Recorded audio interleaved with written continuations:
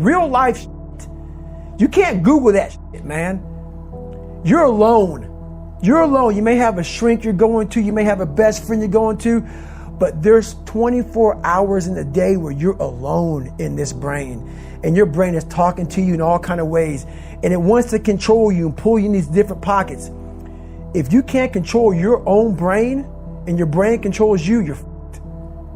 You got to tell your brain where you want to go and how you want to go and how you want to get there. You got to control it. If not, it's over. What existed for me was, okay, man, how am I going to fucking make this work?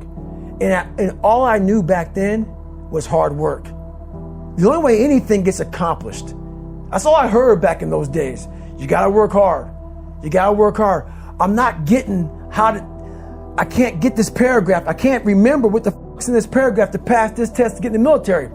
Read again. Still not getting it. Read again. But if you're not getting it, write it out. And that's how I started learning.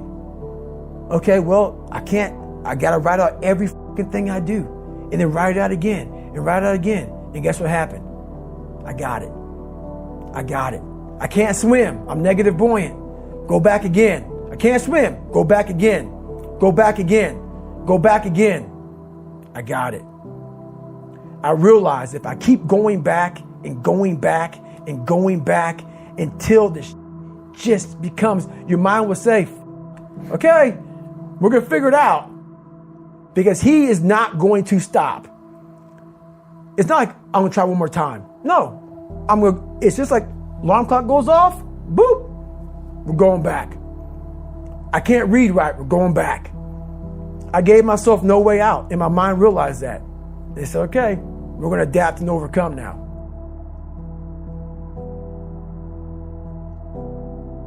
A lot of people say, like when I say trying hard, your mind knows, man. It knows this guy's bullshitting me, man. This guy's lying. There's no truth behind it. When I was in Navy SEAL training, people go, how were you there for 18 months? The program was only 6 months long. You were in 3 hell weeks in 1 year. No one's ever done that. How did you do that? I talk about the new norm. When I lived in a $7 a month place when I was growing up for a short period of time, I loved it. I didn't know any different. That was my norm. Once we moved out of that place, we moved to a $236 a month place. I was like, I never want to go back to that little piece of shit. But if you go back to that $7 a month place and you realize this is where I live, this is all I got, your mind says, roger that, this is home. So when I was going through Navy SEAL training for 18 months and going back through all the hard parts over and over again, I told myself after the first time, I knew it was going to be a long journey there. My body was breaking down. It was just how it was going on. I said, you know what? This is my new norm. So my mind said, it's like going to work. Like you go to work, you put your suit and tie on. I go into suffering every day. Every day, suffering, being broken, duct taping my feet up, stress fractures, shin splints, being broken. This is my new norm. And your mind says, if we're not broken, this ain't normal. We got to be broken. So then your mind starts to get tougher and tougher and more callous. People go, how did you run on broken feet? Broken shins. My mind knew this is how we operate. We're in Navy SEAL training. This is what we are. I became hell. And that became my new norm. I gave myself no way out. There was nothing outside these walls of hell. Nothing. I love God, but for a short period of time, I became the devil, because that was hell. I became the boss, the owner, the CEO of Navy SEAL training. That was my mindset. And that's how you get through things. You immerse yourself in wherever it is, and you become that. You become that and give yourself no way out.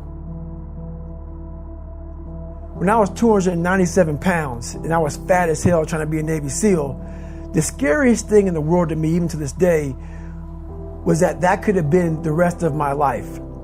I thought then I was trying hard. That's the scariest thing in the world. I thought then, 297 pound, working for Ecolab, spraying for cockroaches, making $1,000 a month. I thought that was me at my 100% potential.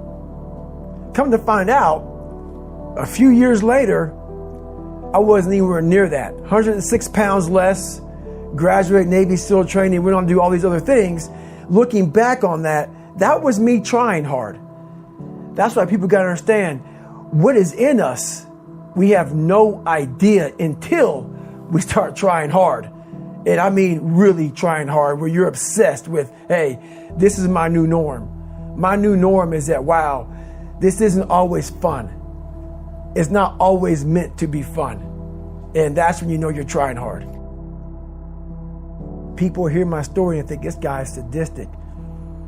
I realize how the brain works. I figured out how the brain works. I'm a scared kid, and that's what gives me so much power. I had no foundation, and I built this off of just researching the mind. The feeling you get is basically invincibility.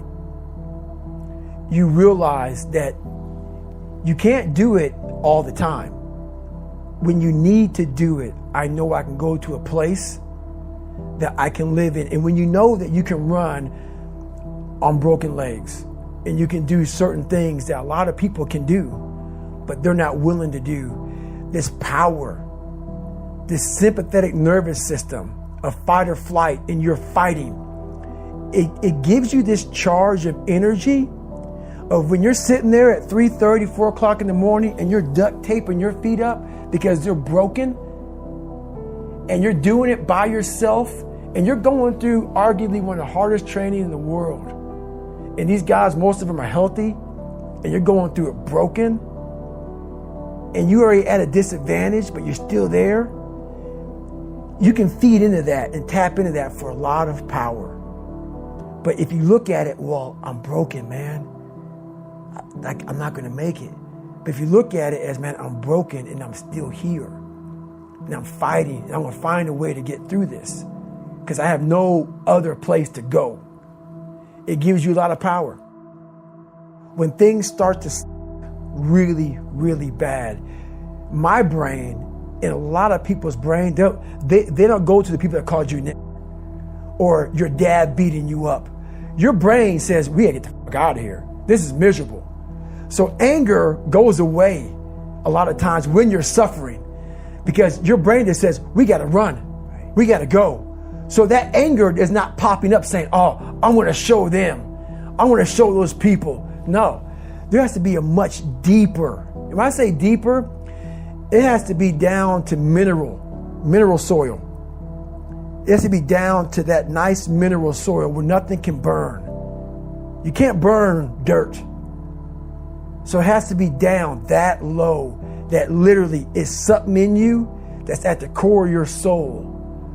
But you don't find it unless you spend a lot of time with what you want to be in life. I can't give that to you. Right. You can't give it to somebody. When you find your true passion in life, and my passion for me was like, oh, I want to be, I didn't give a about Navy SEALs, Army, I don't give a shit. I want to serve my country. I want to be someone that I'm proud of. I want to look at myself in the mirror because I was so disappointed. That accountability mirror I talk about, I was so disappointed in what I saw every day. I wanted everybody to love David Goggins. And a lot of people did. I didn't love myself.